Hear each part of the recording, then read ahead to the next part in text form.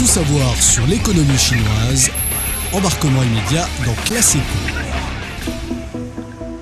Les douanes sud-coréennes sont en train de vivre un grand embouteillage de colis en provenance de la Chine. Un grand nombre de paquets commandés sur les plateformes de commerce électronique chinoises s'y entassent depuis un mois pour attendre leur expédition. Le scénario n'est pas isolé. L'an dernier, l'administration douanière de la Corée du Sud a dû envoyer 6 équipes en renfort à la douane pour faire face au nombre vertigineux de colis en provenance de la Chine durant la promotion du double 11. L'e-commerce transfrontalier devient aujourd'hui l'une des industries les plus prometteuses de la Chine, dont l'ampleur a été multipliée par 10 en l'espace de 5 ans.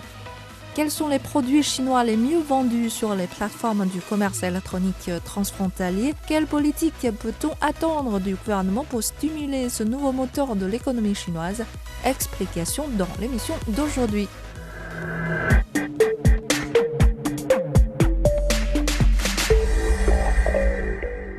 La hausse rapide des salaires en Chine a contribué à la croissance de la consommation. Cette augmentation du pouvoir d'achat, ensemble avec la forte numérisation de la Chine, ont contribué au succès de l'une des industries les plus lucratives en Chine, le commerce électronique. La vente en ligne permet aux Chinois de vendre non seulement en Chine, mais également au-delà de leurs frontières. On écoute Madame Mu. J'ai commencé à faire le commerce électronique transfrontalier à partir de 2018, au moment où je faisais encore mes études en Allemagne. Car à l'époque, le coût de la vie en Allemagne était trop cher par rapport à la Chine. Un petit cadeau coûte 2 ou 3 euros, mais il se vendait 5 fois moins cher en Chine. Au vu de ce fort écart des prix et de l'e-commerce déjà très développé en Chine, avec une grande variété de produits à bas prix, j'ai donc choisi de me lancer dans l'e-commerce transfrontalier. Voilà, un individu indépendant qui n'a aucune expérience business peut devenir vendeur sur la plateforme d'e-commerce transfrontalier. Si l'on croit Marketplace Pulse, une société d'intelligence du commerce électronique qui collecte et analyse des données sur les plateformes américaines, notamment Amazon, les vendeurs chinois représentent 30 à 40% du volume des marchandises vendues sur cette plateforme.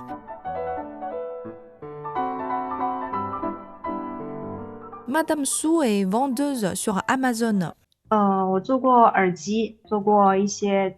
J'avais vendu les écouteurs, les produits liés à Noël, à Halloween, aussi de petits bijoux pour les filles. Si j'ai choisi ces objets de petite taille, c'est parce que Amazon calcule le coût de dépôt selon la taille de vos objets. Plus petits, moins chers à déposer dans leur entrepôt et donc moins de risques. Je pense que les consommateurs étrangers ne sont pas très sensibles au pays d'origine des produits qu'ils achètent. Ils achètent ce qu'ils trouvent en tenant compte du meilleur rapport qualité-prix.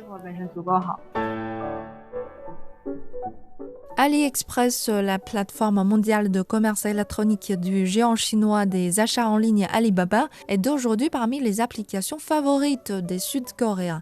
Selon leurs données, des accessoires pour téléphones mobiles, équipements de camping ou petits électroménagers sont les produits les mieux vendus sur leur plateforme. AliExpress, qui a vu le nombre de ses utilisateurs actifs croître de 130% en Corée du Sud en l'espace de 2 ans, vient de mettre à niveau la garantie de livraison pour le pays. La plateforme a promis d'assurer une livraison rapide dans les 5 jours ou de recevoir des coupons en espèces si elle n'est pas respectée.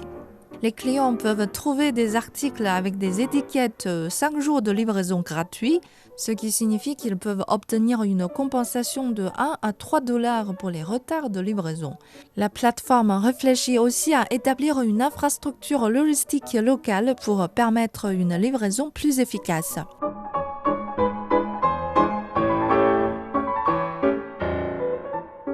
Effectivement, la logistique est un enjeu pour le e-commerce transfrontalier. Les marchandises sont expédiées d'un pays à un autre, d'un continent à un autre. Les procédures de dédouanement compliquées, les différentes normes et régulations dans les pays où les clients sont basés, tout cela pose des problèmes.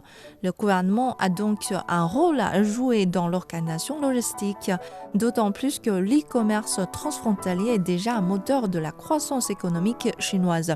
Pour le stimuler, les décisionnaires gouvernementaux chinois adoptent des politiques. Pour les acheminements de la Chine vers l'Europe, par exemple, plusieurs circulaires commerciales chinoises émises en avril ont démontré les efforts politiques pour une organisation logistique basée sur des entrepôts à proximité de la zone de destination et un pré-acheminement par voie ferroviaire. Cette option utilise le chemin de fer Europe-Asie pour expédier en masse vers les entrepôts. Les commandes pour le e-commerce transfrontalier via le chemin de fer reliant Chengdu à l'Europe, l'une des lignes les plus utilisées, ont augmenté de 70% au cours des 3 premiers mois. D'après la récente déclaration du ministère du Commerce, le commerce électronique transfrontalier du pays a connu un développement rapide l'an dernier. Le volume des importations et des exportations du commerce électronique transfrontalier de la Chine a atteint presque 300 milliards de dollars en 2022, en hausse de 10% sur un an.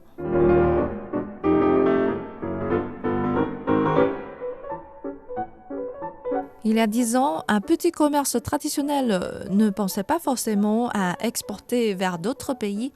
Mais le e-commerce transfrontalier ouvre de nouvelles routes aux entrepreneurs locaux en permettant l'internationalisation des petites et moyennes entreprises et des marques chinoises. Luo Si Fen, surnommé le durian de la soupe, est un plat branché de Chine. C'est un plat originaire de la province autonome du Guangxi, à l'est de la Chine. Il comprend des vermicelles de riz trempés dans un bouillon épicé garni d'ingrédients cultivés localement, notamment des pousses de bambou, des haricots verts, des navets, des arachides et de la peau de tofu. Comme le fruit durian, il est très odorant, mais cet aliment inhabituel est en train de gagner des adeptes même à l'étranger. Yao Hanlin est fondateur d'une marque de Luo Si Fen. Nous avons exporté l'an dernier plus de 45 millions de yuan de Luo Si Fen. D'après les données de vente sur le plateforme d'e-commerce transfrontalier, nos clients étrangers ont augmenté de 15% contre 1% auparavant. Prenons l'exemple du marché américain. Nous avons déjà achevé la construction de notre entrepôt à Los Angeles. Celui de New York est à terminer cette année aussi. Avec ces 2 entrepôts locaux, nous envisageons de livrer plus rapidement le produit à nos consommateurs étrangers. Cette année, plusieurs politiques en faveur du commerce électronique transfrontalier ont été mises en place, à l'instar de l'exonération des droits d'importation, de la taxe sur la valeur ajoutée à l'importation et de la taxe à la consommation pour les produits retournés. Des mesures qui visent à réduire les coûts de retour aux entreprises de commerce électronique transfrontalière et soutenir activement la mise au point de la nouvelle forme de commerce extérieur. C'est la fin de cette émission. Merci d'avoir écouté Bamboo Studio.